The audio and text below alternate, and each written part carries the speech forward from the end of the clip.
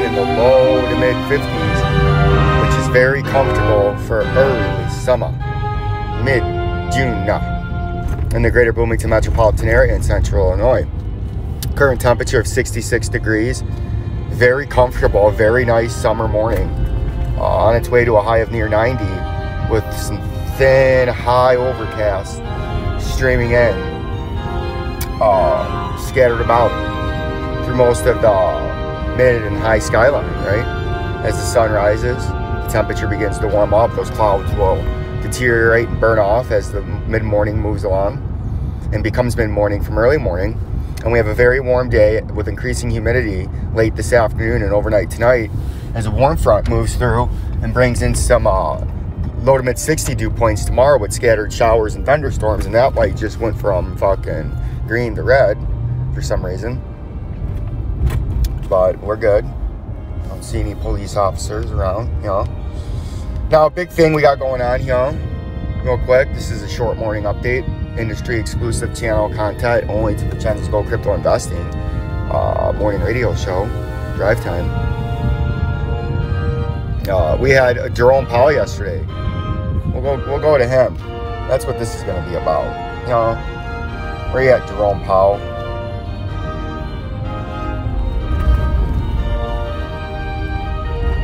Fed.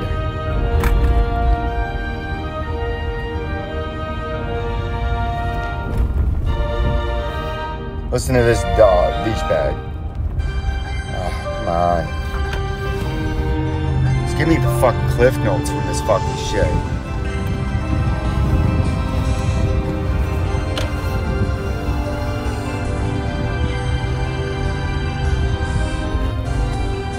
Like, they don't even edit this shit. That's what This rapid growth reflects the continued bounce back in activity from depressed levels. The sectors most adversely affected by the pandemic remain weak, but have shown improvement. Household spending is rising at a rapid pace, boosted by the ongoing reopening. Household spending is rising at a rapid pace. Well, how can that be if we have more people not working than ever before, but household spending is rising? Well, that's because this fleece heister and shyster, Jerome Powell right now, is mailing out money to motherfuckers and now work. And yes, they can spend it, right? And what happens when you're paying people to spend money when they're not producing and earning money and putting it into the economy? You start to have product shortages, supply chain problems, because nobody's making the products that people are consuming, and it causes inflation, or the effect of it is inflation, because when you're mailing money so you can have record home spending with record unemployment, you're creating money out of thin air. AKA inflation. You're creating inflation, you're expanding the money supply, and you're sending it to people at home to spend. So we have record home spending, and that causes the effect of that is prices to go up and product shortages. You're debasing your currency debasement. Of the economy, fiscal support, and accommodative financial conditions. The housing sector is strong, and business investment is increasing at a solid pace. In some industries, near-term supply constraints are restraining activity. Forecasts from FOMC participants for economic growth this year have been revised up since our March summary of economic projections. Even so, the recovery is incomplete and risks to the economic outlook remain. As with overall economic activity, conditions in the labor market have continued to improve, although the pace of improvement has been uneven. Employment rose 419,000 per month on average in April and May, with the leisure and hospitality sector continuing to post notable gains. Employment in this sector and the economy as a whole remains well below pre-pandemic levels. The unemployment rate remained elevated in May at 5.8%. And leisure and hospitality doing well. How can leisure and hospitality be doing well when nobody's working? Because the government, like this jabroni, the fleece heisters and shysters that have squeezed and oozed and fleeced our rights away, right? And taken our liberties and freedom and purchasing power away from us by debasing the currency, by inflating it and expanding it by the printing presses that are going to be needed to be bought, new ones, and greased up because they're on overdrive, right? That's why oil is going up again. all that shit. If you find a quarter,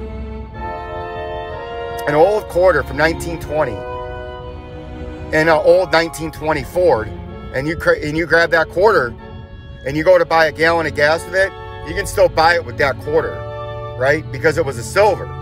It was 90% Sears pure silver. There's 3/4 of an ounce of silver in there, right?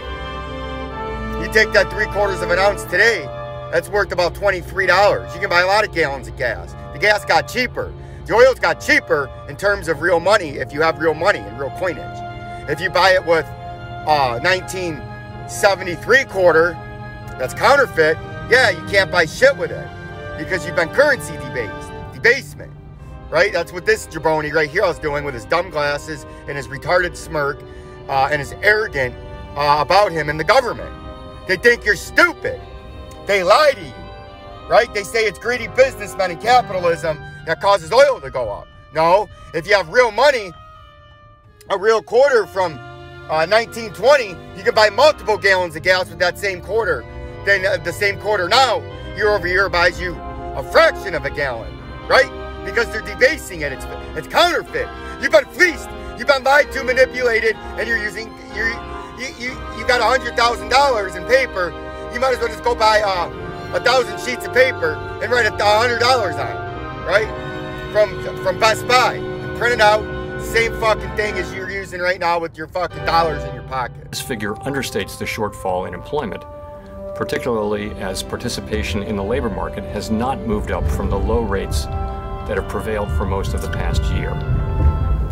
Factors related to the pandemic, such as caregiving needs, ongoing fears of the virus, and the other side of the fucking road, insurance payments, appear to be weighing on employment growth. These factors should wane in coming months against a backdrop of rising vaccinations, leading to more rapid gains in employment. Looking ahead, FOMC participants project the labor market to continue to improve, with the median projection for the unemployment rate standing at 4.5% at the end of this year, and declining to 3.5% by the end of 2023. All right, that's all I can take of this jabroni right there. You see that? The economic downturn has not fallen. Criminal gangster right there. He's at the big table of the criminal gangster cartel. Yes, the Ohio State University. And Joe Biden, all the prime ministers, Justin Trudeau, the scumbags in Britain, Australia, all the rest of them, Italy, African-Americans and Hispanics. Mexico. They all sit at that big table to inflation has increased notably in recent months. Because they want it all for them and they want nothing for anybody else. Can't take any more of that scumbag. He's a douchebag. He's a fleecer, heister, and a hustler, right? He's got nothing but your worst interests at heart. And as long as there's been a Fed chairman, you've had massive currency debasement all around the world, right? Because that's what they do. They debase currencies. It's all they can do. Let's go to a quick look at my market share. You can see we're 7% through. So you can see we're 7% through the 300s already. We made it to the 300 club overnight, Wednesday night or Tuesday night. So hopefully by next Tuesday, doesn't look like it's gonna happen. Next Wednesday we're at 400. That's at my subscriber challenge. So that's good, right? We can go here. We can go our audience. I had to fire our female marketing director. We went from 9.5% down from 15 when I fired the guy. Brought her in. I gave her a good 7 weeks to stabilize the ship. But it's either our study came back, and it's not only that we're gaining subscribers, and they're mostly men, so that's causing the female listener group to shrink. But we've also lost a good number of females to drop out of the channel with her as our marketing director. So I had to let her go. If anyone's looking to be our female marketing director, shoot me some emails. Everyone will be looked at, and we're going to bring the best possible quality person for the job to shake that up. Senior citizens, you can see we're hovering around 5%, so that's good.